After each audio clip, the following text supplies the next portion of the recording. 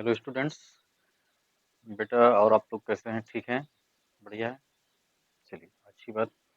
बेटा आज का हमारा टॉपिक है कम्युनिकेशन स्किल्स के बारे में। बेटा आज हम पढ़ेंगे, आपको बताएंगे कम्युनिकेशन स्किल्स। ठीक है, चलिए। कम्युनिकेशन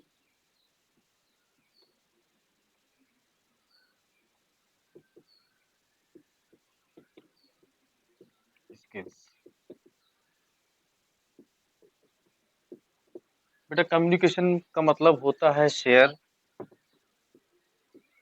ये लैटिन भाषा के कम्युनिकेयर शब्द से लिया गया है और इसका वर्ड मतलब होता है योग्यता।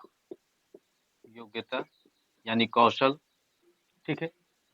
तो बेटा कम्युनिकेशन स्किल्स की एक सिंपल सी डिफिनेशन बनती है जो आपको अपने माइंड में, अपने दिमाग में हमेशा कॉन्सेप्ट क्लियर रखना है।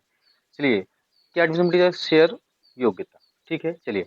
The communication skills are those skills the communication communication skills are those skills which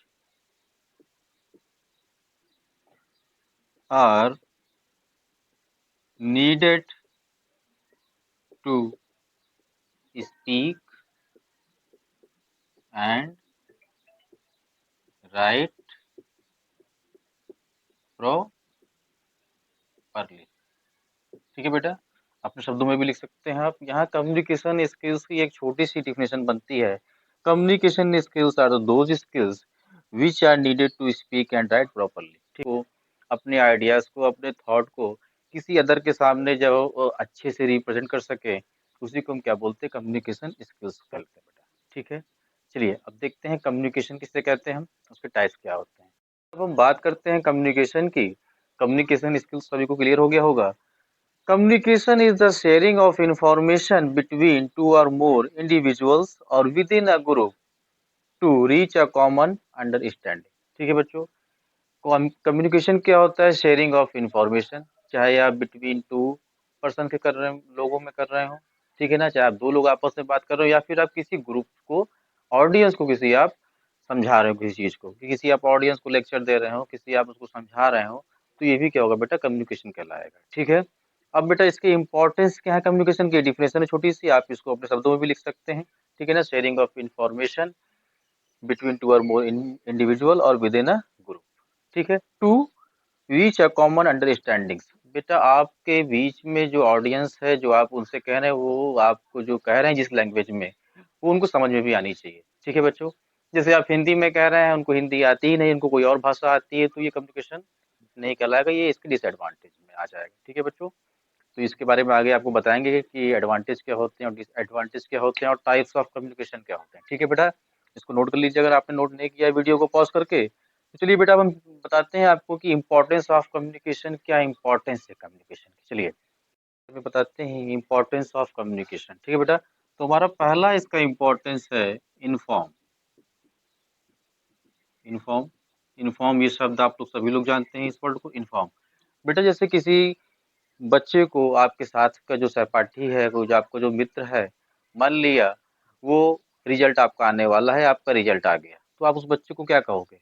inform करोगे उसे। कैसे करोगे? कम्युनिकेशन के द्वारा करोगे। ठीक है ना, तो ये किस में आता है बेटा? किसी चीज को इन्फॉर्म करने के लिए इसका यूज है।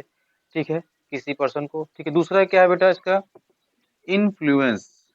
इन्फ्लुएंस, इन्फ्लुएंस मीन्स बेटा प्रभाव। ठीक है, आप अपने कम्युनिकेशन के माध्यम से अदर्स पे अपनी बातचीत का प्रभाव डाल सकते हैं। आपका उस पे किसी चीज को व्यक्त करना हो, किसी चीज को आपको डिफाइन करना हो, तो उस पे आप अच्छे ढंग से अगर उसको एक्सप्लेन करते हैं तो वो आप पे, उस पे अच्छा इफेक्ट पड़ता है। ठीक है, बेटा थर्ड हमारा जो है वो है express feelings. Express feelings. Express feelings, अपनी फीलिंग को दूसरों के सामने व्यक्त करने के लिए अपनी भावनाओं को भी हम कम्युनिकेशन का यूज करते हैं।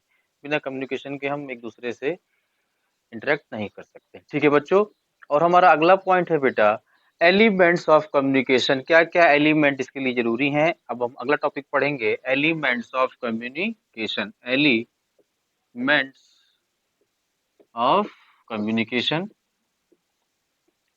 बहुत ही ईजी है बेटा, अभी तुरंत आपके दिमाग में आ जाएगा, कोई याद करने की जरूरत नहीं है। इसके लिए हमको क्या क्या एलिमेंट चाहिए होते हैं कम्युनिकेशन के लिए, ठीक है। ऑफ कम्युनिकेशन कौन कौन से हैं? Sender, ideas, information, message being send जो हम सेंड कर रहे हैं, encoding, communication channel, receiver, decoding and feedback. ठीक है बच्चों, तो चलिए एक बार फिर से एक्सप्लेन करते हैं। सेंडर, बेटा एक बात हमेशा याद रखिएगा, कम्युनिकेशन के लिए एटलीस्ट 2 पर्सन आवश्यक है, ठीक है ना। 2 पर्सन जरूरी है, अकेला मनुष्य, अकेला व्यक्ति कभी भी कम्युनिकेट नहीं कर सकता, ठीक है। कम्युनिकेशन के लिए हमेशा 2 पार्टीज या 2 लोग होने जरूरी है, ठीक है बेटा। चलिए, तो उसी में बता रहे हैं कम्युनिकेशन एलिमेंट क्या है। तो सेंडर, जैसे आप किसी ने आपने किसी को मैसेज भेजा या किसी को आपने कोई इन्फॉर्मेशन भेजी, तो वो क्या हो गया बेटा? वो सेंडर हो गया। आइडिया से information message being Saint, second step में क्या होगा? वो सेंट होगा इन्फॉर्मेशन, ठीक है। तीसरे स्टेप में क्या होगा? उसकी इनकोडिंग होगी। इनकोडिंग में कभी कभी आप फोन से बात करते हैं, ईमेल करते हैं, जो भी आप मैसेज क्या करते हैं थर्ड में, वो क्या होती है? इनकोडिंग होगी। फोर्थ क्या बेटा? कम्युनिकेशन चैनल, फिर वो जिस मीडियम से होके आपका वो जाएगी इनकोडिंग, वो क्या कहलाएगा बेटा? कम्युनिकेशन चैनल कहलाएगा। जैसे फोन से आप बात करते हैं, इंटरनेट यूज करते हैं, उसका मीडियम क्या बेटा? कम्युनिकेशन चैनल से होके जाएगा। फिफ्थ है बेटा रिसीवर, फिर वो आपके रिसीवर तक पहुंचेगा, और देन रिसीवर तक पहुंचने के बाद जो उसकी इनकोडिंग हुई है वो देन क्या हो जाएगी बेटा? डिकोडिंग हो जाएगी। तो उसको फिर जिस लैंग्वेज में आपने बोला था, जिन शब्दों में आपने बोला था, जिस सिंबल में आपने यूज किया था, फिर वो उसको उसी में वो उसको सुन सकता है, ठीक है। उसके बाद क्या होगा बेटा? फिर वो आपको फीडबैक देगा, जो भी आपने उसको मैसेज पूछा होगा, जो भी आपने उससे पूछा होगा, वो क्या होगा बेटा? वो फिर से आपको उसका फीडबैक देगा। तो ये हमारे एलिमेंट हैं 7 कम्युनिकेशन के, जो आपको हमेशा पता होने चाहिए। क्या होना चाहिए? पता होना चाहिए सेंडर, जो बोलता है पहले, जो सेंड करता है, क्या सेंड करता है? अपने आइडियाज को, थॉट को। फिर क्या होता है बेटा? उसकी एनकोडिंग होती है। फिर क्या होता है? Communication medium means communication channel से होके वो जाता है वहां तक। फिर क्या करता है? रिसीवर के पास वो रिसीव होता है, देन उसकी क्या होती है बेटा? डिकोडिंग होती है। उसके बाद उसको रिसीवर फीडबैक देता है। तो हमने दो ये सेंडर और रिसीवर बेटा क्या है हमारे कम्युनिकेशन के लिए बहुत ही आवश्यक है, ठीक है बच्चों। चलिए अब बेटा पढ़ेंगे इसके हम टाइप्स ऑफ कम्युनिकेशन, बहुत ही शॉर्ट फॉर्म में, जल्दी से तुरंत। Types of communication, types of communication,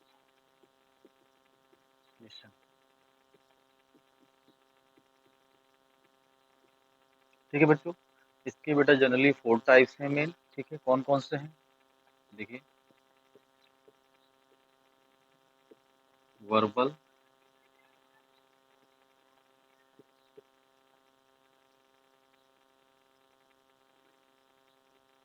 non verbal,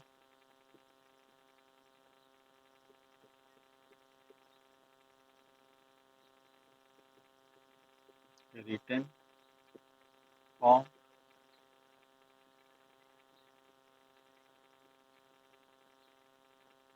visual, ठीक है बच्चों। जो इसके मेन टाइप्स है बेटा, verbal, non verbal, written form and visual form, ये कम्युनिकेशन के टाइप है, 4 टाइप। बेटा इनको फिर से इनको कई पार्ट्स में डिवाइड किया गया है, वो हम आपको बाद में बताएंगे, पहले इनको समझाएंगे हम आपको। वर्बल क्या होता है बेटा, ठीक है। बेटा जो आप ओरली जिसमें आप वर्ड्स का यूज करते हैं, ठीक है ना, वो क्या कहलाता है बेटा? वर्बल कम्युनिकेशन कहलाता है, क्लियर है। नॉन वर्बल बेटा, इसमें आप वर्ड्स का यूज नहीं करते, इसमें आप किस में यूज करते हैं? बॉडी लैंग्वेज का यूज करते हैं। इसमें आप बॉडी लैंग्वेज,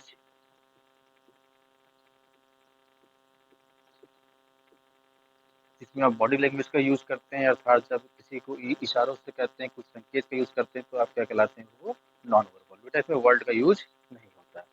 तीसरा है रिटन फॉर्म, जब हम हैंड रिटन में कुछ लिख के कम्युनिकेट करते हैं, या फिर प्रिंटेड इंफॉर्मेशन के रूप में कम्युनिकेशन कहलाते हैं बेटा, करते हैं, तो वो क्या कहलाता है? रिटन फॉर्म कहलाता है कम्युनिकेशन, ठीक। फोर्थ है और लास्ट है विजुअल फॉर्म। विजुअल फॉर्म में क्या होता है बेटा? जब हम किसी सिंबल का यूज करते हैं, चार्ट्स का यूज करते हैं, ठीक है ना, ग्राफ का यूज करते हैं, ठीक है ना, तो ये क्या कहलाता है बेटा? ये हमारा विजुअल फॉर्म में कहलाता है। जब किसी सिंबल, किसी चार्ट, किसी ग्राफ का यूज करते हैं, ठीक है, तो वो किस में आता है बेटा? हमारा विजुअल फॉर्म में आता है, क्लियर है। ये बेटा आपके दिमाग में हमेशा रहना चाहिए कि कम्युनिकेशन के कितने टाइप्स हैं बेटा, 4 टाइप्स हैं। Verbal communication, non verbal communication, written form and visual form. ठीक है, अब बेटा इनको भी कई पार्ट्स में डिवाइड किया गया है, लेकिन उससे पहले आपको इसके एडवांटेज और डिसएडवांटेज के बारे में पता होना चाहिए। ठीक है, जो आपको हम अगली वीडियो के बारे में बताएंगे। बेटा देखिए, आपको रटना नहीं है कोई चीज़, आपको हमेशा अपने दिमाग में रखना है। एक सही पढ़ाई वही होती है कि जितनी चीज़ें पढ़ाई गई है आपके दिमाग में हमेशा वो रहनी चाहिए बेटा। ठीक है, जितनी चीज़ें आपने पढ़ी हैं आज उतनी चीज़ें आपके दिमाग में हमेशा आपके रहनी चाहिए। और उसके बाद फिर हम इसके आगे की पढ़ाई, इसके आगे के इसके एडवांटेज डिसएडवांटेज और उसको फिर से कई पार्ट में डिवाइड किया गया है, वो हम आपको अगली वीडियो में बताएंगे। ठीक है बच्चों, तब तक के लिए अपना ध्यान रखिए। Take care.